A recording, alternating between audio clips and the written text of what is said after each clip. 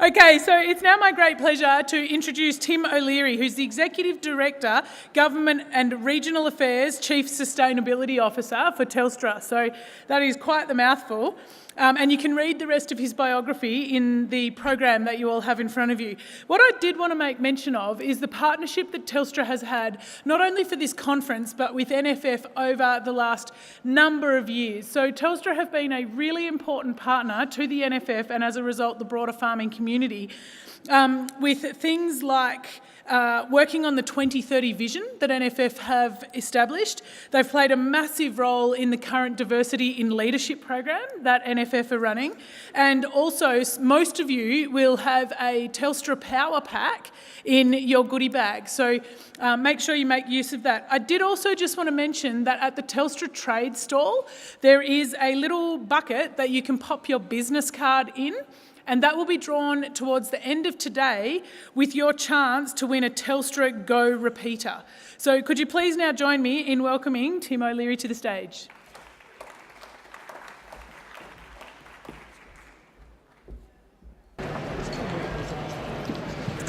Thanks very much, Catherine, and good afternoon, ladies and gentlemen. Always a slightly tough gig, first one after lunch. But it is a real delight to be with you today for the NFF Congress. I'd like to especially acknowledge NFF President Fiona Simpson, Vice President David Jahinki, NFF board members and of course the NFF CEO Tony Marr. The NFF is a really critical organisation in this country. It's an organisation that's played a genuine leadership role over many decades, and I think it's, with the 2030 report, I think it's really at a critical point and is really delivering the leadership that this country requires. On behalf of Telstra, I'd also like to acknowledge and pay my respects to the Ngunnawal people, the traditional custodians of the land that we're meeting on today, and pay my respects to elders past and present. Historically, and it's no real surprise, Telstra has been part and parcel of regional and rural life for generations, for almost 150 years. From the first overland telegraph pole or line that connected Adelaide to Darwin, and of course Australia to Great Britain, we've been part of the rural and regional scene for a very long time. Today, and for Australia, rural telecommunications started with the telegraph line. My own father was a Morse code operator with the PMG in the early 1960s. But today, it's all about mobile networks, data, and the Internet of Things. Only last month, we were in Toowoomba to launch the first ever 5G mobile tower in a regional location. Last week we were in Clarence, just out of Lithgow, on the western side of the Blue Mountains, to launch the 500 mobile base station as part of the federal government's mobile black spot program. And really every day between now and Christmas, we'll bring online a new mobile tower in rural Australia, which puts us in line, or on track rather, to deliver 650 mobile base stations as part of this program by the end of the year. Today, we're all part of a global community that demands connectivity, none more so than agricultural producers and regional communities. And that's why we can't stop here. But let me say more of that in a moment. I'm here today because we're joined together with the National Farmers Federation, and indeed with many other agricultural organisations across the country, because we believe that agriculture is critical to building thriving regional communities. By listening to the challenges and concerns of regional Australians and businesses, we're able to work together with the NFF to make a genuine difference and help Australia reach its 100 billion farm gate target by 2030. The NFF's white paper provides a valuable insight into how agriculture will change over the next decade. And clearly technology and innovation has a critical role to play. As with every area in the economy, the coming decade will see digital technology further entrenched in the business of farming. The next generation of farm businesses will demand a next generation network. And Telstra is here because we want to better understand and meet the needs of our farm business customers, both now and into the future. Realising ambitious goals takes innovative thinking and bold ideas. And that's really at the heart of the Talking 2030 work. Over the next 30 years, the Earth's population is expected to reach 10 billion people. And with that comes the need to produce more food than all farmers in history have ever harvested. Demand from our neighbours in Asia will drive huge growth in potential export capability. We know that for generations, advances in technology have helped Australian farmers become more efficient and more productive. But today, the way farms are being operated is being transformed by that increasing use of connectivity and equipment autonomy. We know, as you do, that farming practices of the future will be very different today. And whilst I expect the vagaries of weather will always be with us, increasing connectivity will help make farming more simpler and more efficient. And existing mobile networks have been critical in underpinning this journey. However, the role of mobile networks is moving beyond providing communications between people to providing connectivity between millions and indeed billions of devices and objects. And I might get the numbers wrong slightly here, but I think every day we are connecting 2,500 new sensors to our mobile network. And I think by the end of the year, that's looking to be around about 5 million connected sensors. And the trajectory for that is genuinely exponential. And new technologies will continue this evolution, taking the demand for connectivity to a scale that we've never seen before. The Internet of Things has huge implications for our network, for investment decisions, and for deployment in regional areas. Take, for example, water tank sensors and the significant quantities of water these can save. Critical for our 2030 vision to increase water use efficiency for irrigated agriculture by 25%.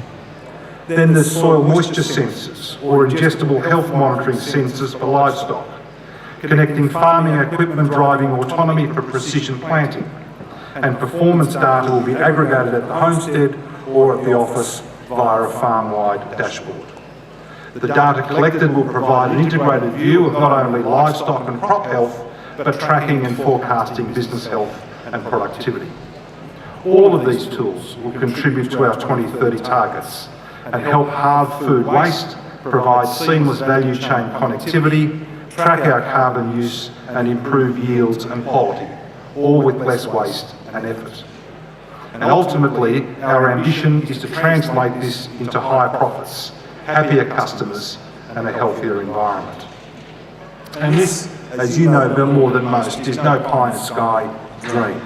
Right now we're helping unlock opportunities through our partners like FKG in Toowoomba or businesses like Poloris based in Woolgolga on the New South Wales mid-north coast, who are delivering fresh milk over the 9,000 kilometre distance between Australia and China.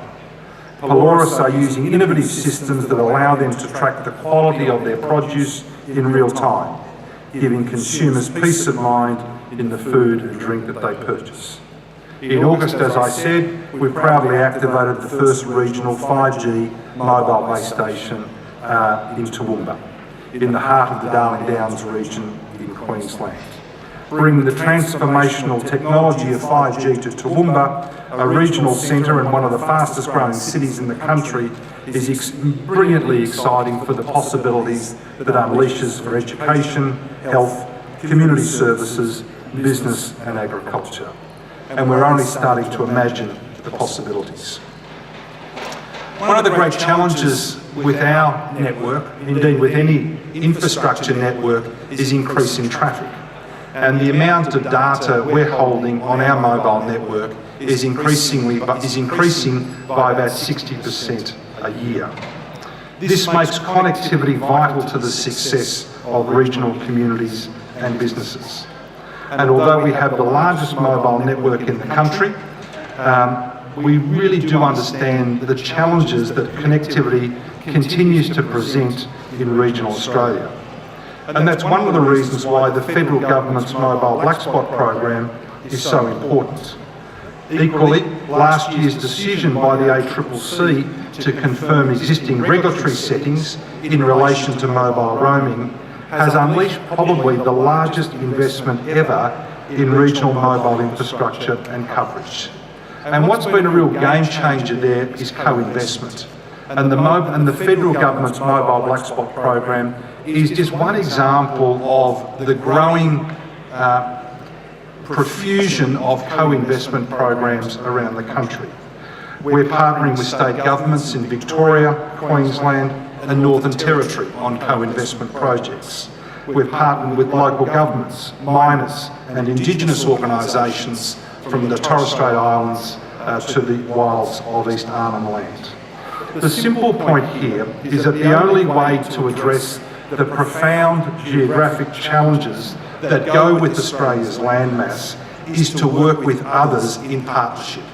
Alone we can do so much, together we can do so much more.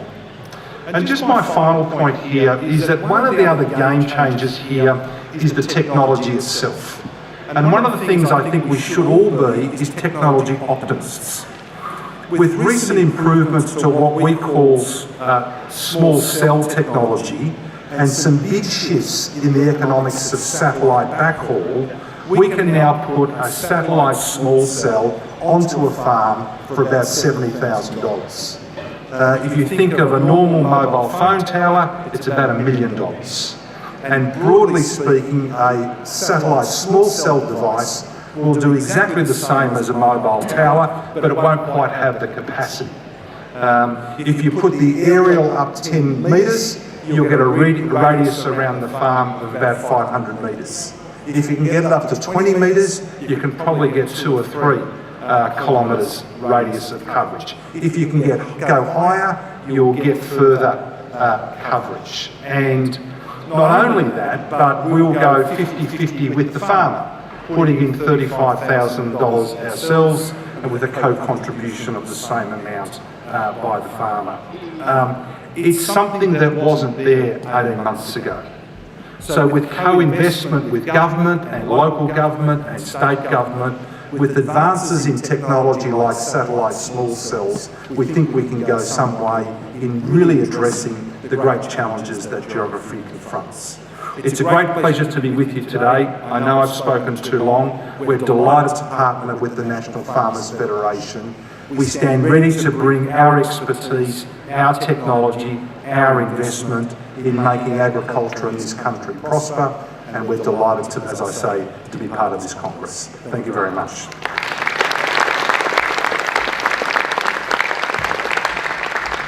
Thank you very much, Tim, for that wonderful information update on Telstra. It's great to have you guys on board, not only as a partner for this conference, but also more broadly within the NFF agenda.